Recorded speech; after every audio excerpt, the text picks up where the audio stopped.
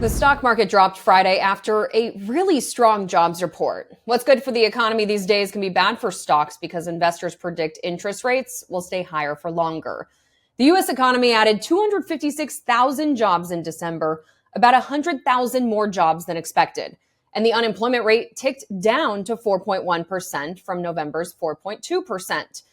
While the country saw unemployment rise earlier in 2024, the Labor Department says it's held steady at 4.1 or 4.2% for the past 7 months. December's jobs figure was even higher than November's 212,000, which experts warned to take with a grain of salt because it was skewed higher by people returning to work from strikes and hurricanes.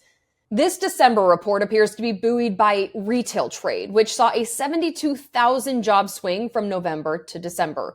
In November, the retail industry lost 29,000 jobs. In December, it added 43,000. Healthcare, government, social assistance, and leisure and hospitality all saw big gains as well.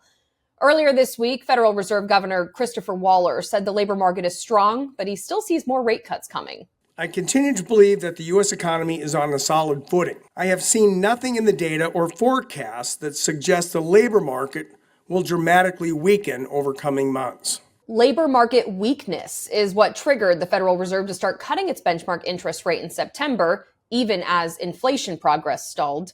After a jumbo 50 basis point cut, the Fed made two more 25 basis point cuts to close out the year, dropping the federal funds target range to 4.25% to 4.5%. That's a full percentage point below its 2024 peak. However, just as the labor market showed renewed resilience, inflation started to rise.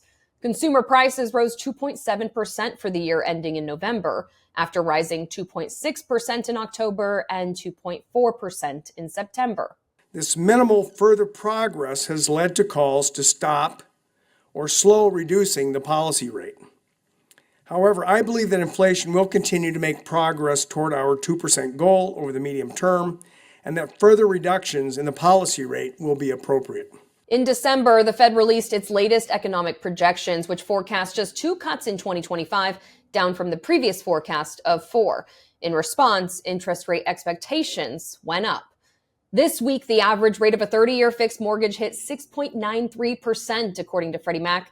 It's the highest level since July and nearly a full percentage point higher than when the Fed started cutting its rate in September. After Friday's jobs report, the probability market doesn't see the Fed cutting rates again until June. And unlike the Fed's 2-cut projection, investors are betting they cut only once this year. For more on why mortgage rates are going up while the Fed is cutting rates, watch the video on this story by searching mortgage rates at san.com or the Straight Arrow News app.